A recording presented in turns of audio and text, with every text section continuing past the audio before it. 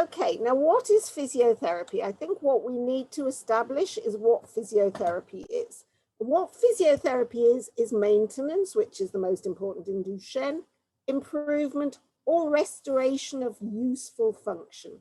Improvement, we can do in some cases. Restoration, particularly after an injury or a fracture. But we know it's a deteriorating condition and we're not going to make things better in the long term. But it's about useful function, keeping going. Next slide.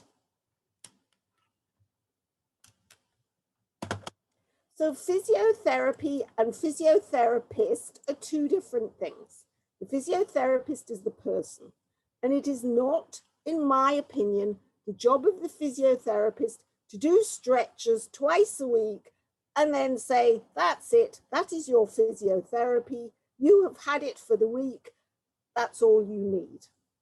My personal view and my team's view is that the physiotherapist is there to help, to explain to parents, to other carers like teachers, possibly even other therapists, and the children how to manage their Duchenne at that age and with that function of each individual child based on their whole family and the family's needs, wishes, and expectations.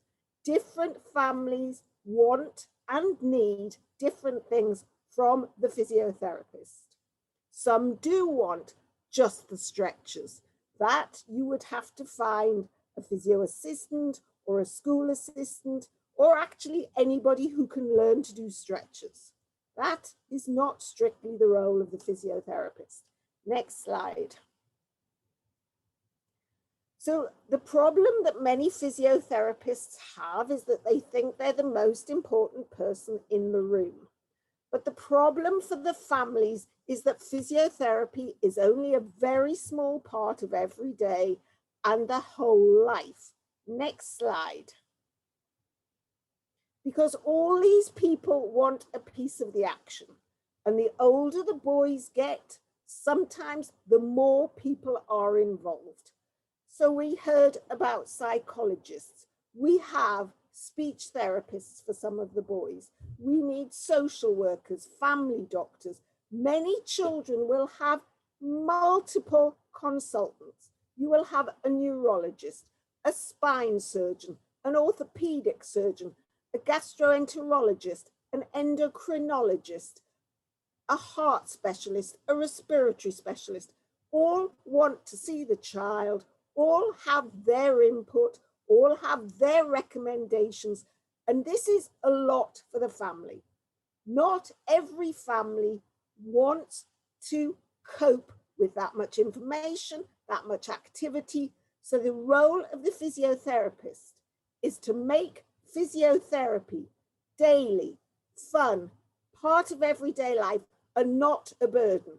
I don't want parents to get to the end of the day exhausted, falling into bed and worrying that they haven't done today's physiotherapy. A family wedding, a day out, things have to take priority. But what's important is if we can fit physiotherapy into every day, then it is more likely to get done and it's more likely to be enjoyed by the boys rather than thinking, it's physio time, I need my stretches. Next slide.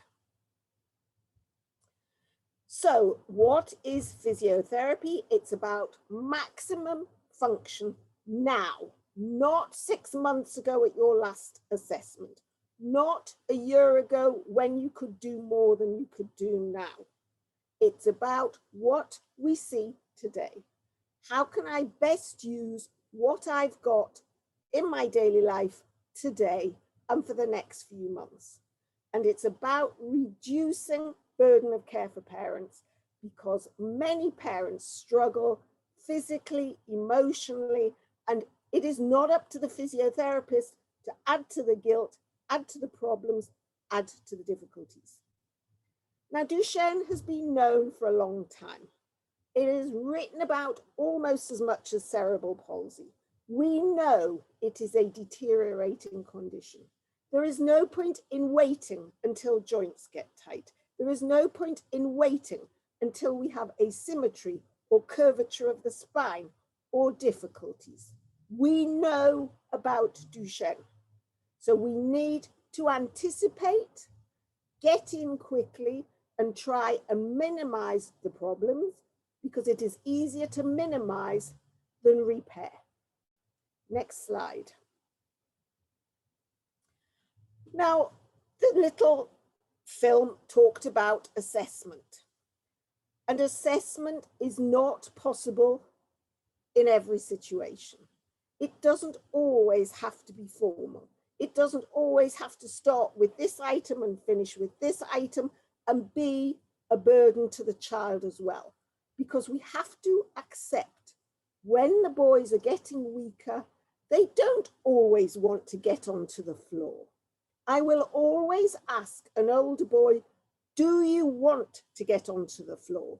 And if they say no, that is fine by me, because I am not going to push a boy who does not want to struggle to get up or even fail in getting up to feel bad, to feel inadequate, to feel he has failed. Let us stick to the things he knows he can do, he is confident with, and he is positive about. This is not a test to be passed or failed. This is an assessment of what you can do. We need to use this as a guide to management. It's not just about the number that comes up at the end. Next slide. Numbers are very misleading. In every scale, there is a number that you can achieve, a maximum you can achieve. And while you are somewhere near the top, that's very positive. But parents sometimes hate. They want to know the numbers and they don't want to know the numbers because they need to know if the boys have deteriorated a lot, but ultimately they actually don't want to know. So what we have to impress upon people is that sometimes a decrease in a score may not be so important to overall activity. So that the 2 that you may lose because you can't hop is not so important if you never hop. And as adults, the only time I ever have to hop is if I get my legs stuck in my trousers when I am putting them on. So if that's such a problem, I will sit down to put them on. Hopping is not the most functional activity in life. Getting off the floor is much more important. And strategies to get off the floor more than strategies to hop. So I need to be sure that parents understand that 2 points is not necessarily the biggest problem ever. It's what has changed. And sometimes you may lose 2 points, but actually your 10-meter time or your getting up from the floor time might be almost exactly the same. So not everything changes at the same rate. Next slide. Now, as we have just heard, not all boys can comply with assessment. And we presented at World Muscle Society last year our behavior scale, which was a scale that we have now developed to assess compliance with assessment. And what we do is we score the boys, and most of the boys are absolutely fine. A diagnosis of ASD or ADHD does not stop the boys complying with assessment. What it does is it means that you have to give them more space, more time to come back to a task, change the order of the task, do things in a way that fits them. Sometimes we have to fit the assessment to the child, not the child to the assessment. And that is easy in the clinical situation, but difficult in the research situation. And that is why we need to avoid boys going on to trials when they can't cope with the rigorous testing procedures. Next slide. So what do we need to think about in the ambulant child? We need to think about contractures and stretches, weakness and exercise, mobility and function. And mobility can be crawling, walking, electric wheelchair. It doesn't matter. Mobility is getting from one place to the other place, if that's what you want to do. We need to think about spinal posture, more particularly in the younger boys who are struggling with ambulation. And we need to think about pain prevention in the children, but also in the parents. Next slide. What we are very keen on is that physiotherapy is sport, activity, play, and that a family who will exercise very often have a child who is motivated to exercise. If you're that sort of family, then your children are more likely to be enthusiastic. That doesn't mean to say if you're not a sporty family, you're not an active family. There is nothing that says that a boy with Duchenne can't have a parent with medical or physical problems as well. That means that they cannot be as active as they like. It also, we have to think about the families with 2 and 3 boys with Duchenne, or as we all know, there are families who might have a boy with Duchenne and another child with something else. So again, if we can get the families to be active, it's a positive. If we can't, let's see what we can do. Next slide. Contractures are our biggest problem from a functional and mobility point of view. But they are caused because the muscles lose their stretchability. And as the bones grow, which they do first, the muscles can't stretch to keep up. And what ends up happening is as the bone grows, the short muscle pulls the bones into the shortest position. And that's where contractures happen. So once it all starts, it all seems to get worse altogether. And that causes deformity. And it can also be caused by reliance on compensatory movements. And the most common compensatory movement in Duchenne muscular dystrophy is the boys walking on their toes. And that is an important thing. They have to walk on their toes. It is mechanically necessary when the boys are weak or tired. So we don't stop them walking on their toes. But if we don't keep the ankles stretched, then they can't put their heels down when they are not walking. And that's what then causes the difficulties. Next slide. So we know that they can appear from relatively tiny. We have boys of 3 and 4 years old with hip flexion contractures. Do not think they only appear when the boys lose ambulation. And we know that we can have long finger flexor tightness from tiny because it's the boys who crawl with their fingers bent instead of out flat. And the problem with long finger flexors is you don't find them if you don't look properly. And that's the same with hips. Of course, they're not there if you don't look for them. But when you're measuring long finger flexors, you have to put the wrist back. It's no good saying, oh, look, the hand comes straight. The hand has to be back before you straighten the fingers. Now, if they are tight from very young, stretching them will be painful and can be unhelpful because if you cause pain when you stretch, you get what we call a pain reaction, and a pain reaction is always flexion.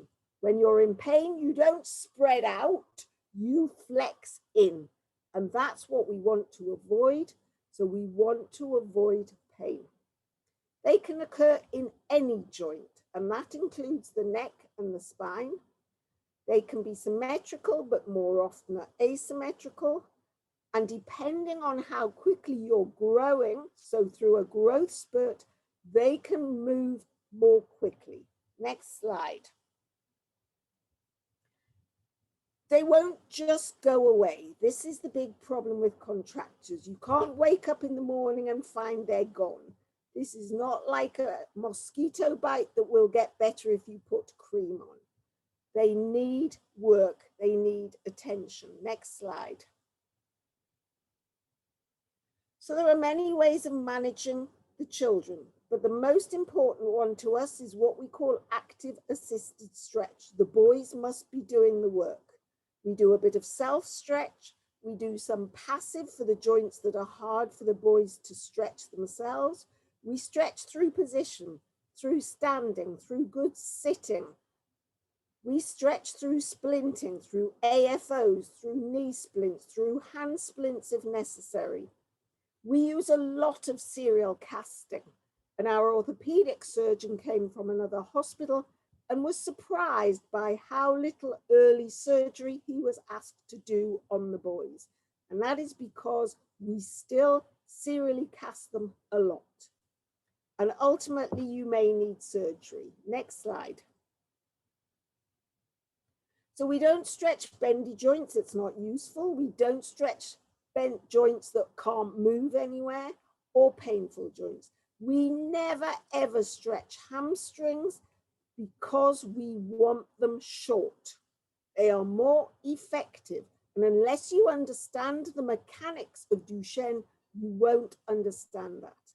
And the iliotibial band will not stretch. It's fibrous tissue. Research has shown that in an adult male taken from a cadaver, a whole ITB only stretches 1 centimeter with a weight on it.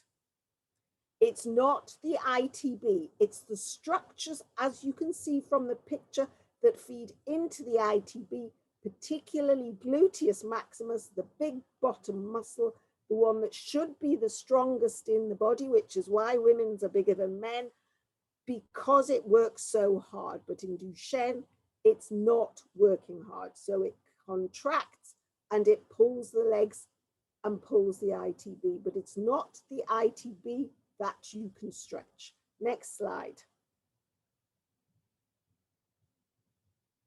So how much force? And actually, if the boys are actively working, you should never, ever have to use force at all. They should be doing the work. If you're using force, then you are getting the benefit of the stretches, not the child. And you will get beautiful muscles and theirs will be exactly the same. But it's important to stretch slowly, to think about the range, and to think about the line that the muscle pulls in. Because sprains and ankle injuries and bad knees and painful hips often happen because you stretch too quickly, too forcefully, and in the wrong direction. Next slide. So passive stretch is more likely to benefit the person doing it, because if I stretch an ankle and I gain 5 degrees, but the boy cannot use that range because we haven't trained his muscle to use it, he'll lose it again, which is why they need to be working. Next slide. We do self-stretches.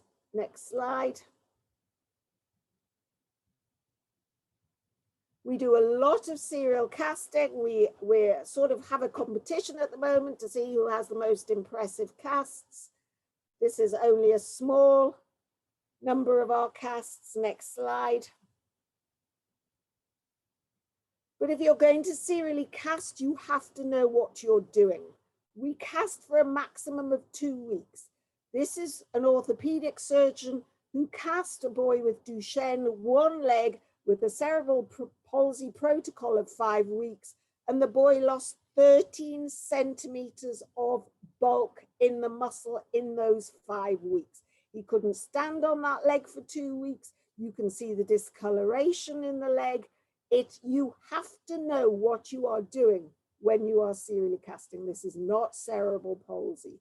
Next slide.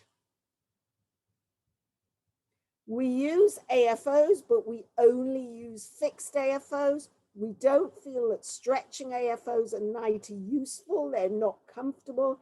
And we don't like the contracture control devices for several reasons. Firstly, there is a theory that prolonged stretch actually reduces function, not increases it.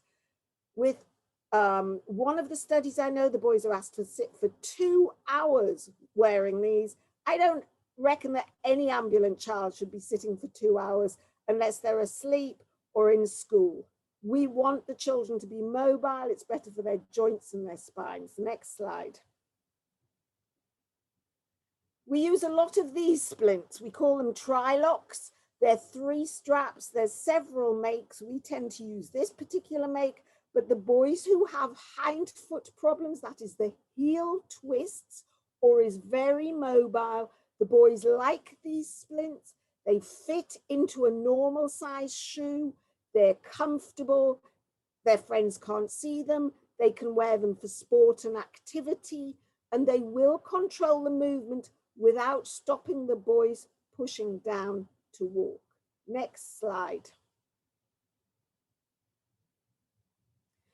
In a very, very few cases where the boys are exceptionally tight but still strong, we would advocate early TA release, but the boys must be very strong. And this is a tiny, tiny number of boys that this is relevant to.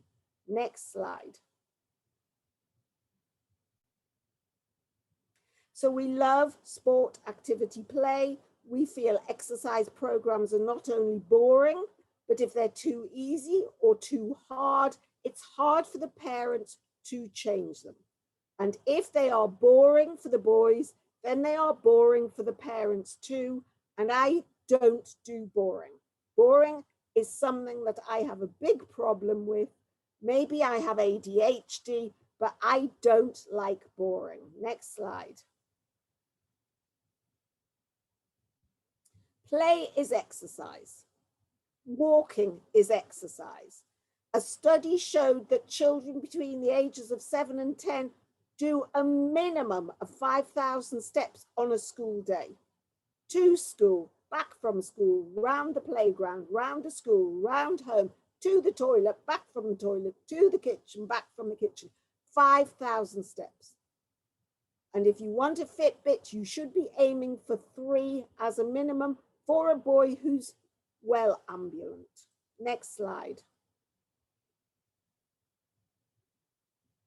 But we don't like these games as physiotherapy. These are for after you've finished. These are for the bad days. These are for when you finish doing something active. Next slide. How much, how often is every day? Something every day. Even if you've got a really busy day, you're probably fitting some exercise in somewhere. If you're doing your self stretches when you're cleaning your teeth, you can fit something in somewhere. And that means weekends too. And some families, weekends are their most active time. Next slide. Disuse atrophy is what happens, and we'll talk about this more in the non-ambulant. If you don't use a muscle, it will get weak. We all have it. Adults, children, normal, whatever. We can all have disuse atrophy. Next slide. Okay, the good exercise is always symmetrical. It's concentric, which means you're making the muscles shorter. It's aerobic. You get a little bit warmer, a little bit breathless, and a little bit of raise in heart rate. And the good exercise is fun and motivating. It never makes the boys feel they've failed. It's never too hard, but it's not too easy. Next one.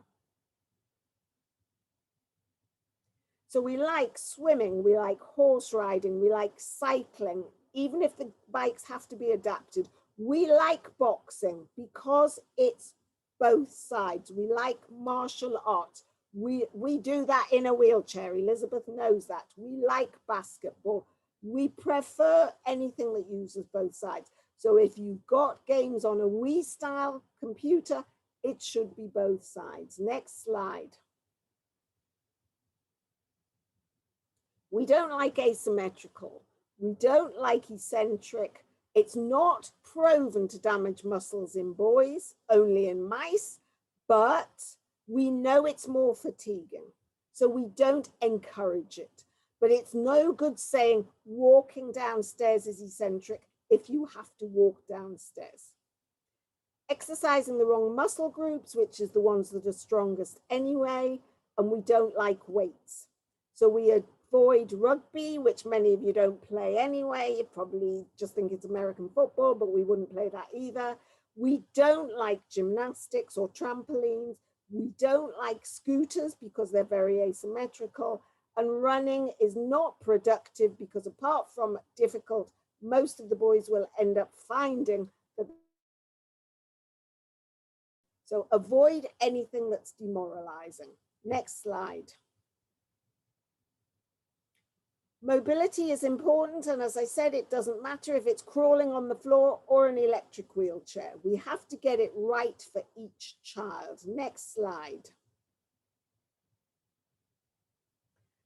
Posture is a problem so much these days in every child, but the phones, the tablets, the laptops, we need to start improving this posture for the whole population, but the boys particularly. The number of boys that we're finding with rounded shoulders and painful backs and necks is increasing dramatically. Next slide. We know what causes pain. We'll talk more about fractures in the non-ambulant. Cramps are variable. Severe cramps are more common in Becker, but back pain is a problem of tight hip flexion contractures and in parents. And I will chastise any parent who continues to use bad techniques lifting through back pain because they will wreck their own back. It's not the right thing to do. We have to find ways around injuring parents. They're important people too. Next slide. We use taping, we use it for sprained ankles, we use it after fractures, we use it for muscle re-education, we use it under our casts in serial casting, but it won't cure anything, it won't stop contractures, it has uses, but it's certainly not for everything. Next slide. So the take-home messages of this section are that physio programs to us are boring, they've got to be made part of everyday life. Contractures don't get better by themselves, and we use splints and positioning to stretch for the longest time or hold the best position for the longest time to avoid lots of active stretches and work that the boys don't want to do. Next slide. Children are not lazy, and I have a big argument with anybody that calls them lazy. Next slide. And no two families are the same. Everyone needs treating as an individual with individual needs. We don't give out bog standard exercise programs. We fit the program to the children, to the parents, to the family, and everybody around them. And that, for the ambulant child, is a little taster of what I could talk about for all day. So what we need to say is that what you do now is what you are preparing for the future. You don't want to wait till it's too late. We anticipate, and the better we can keep the children, the more effective any new treatments will be. Thank you.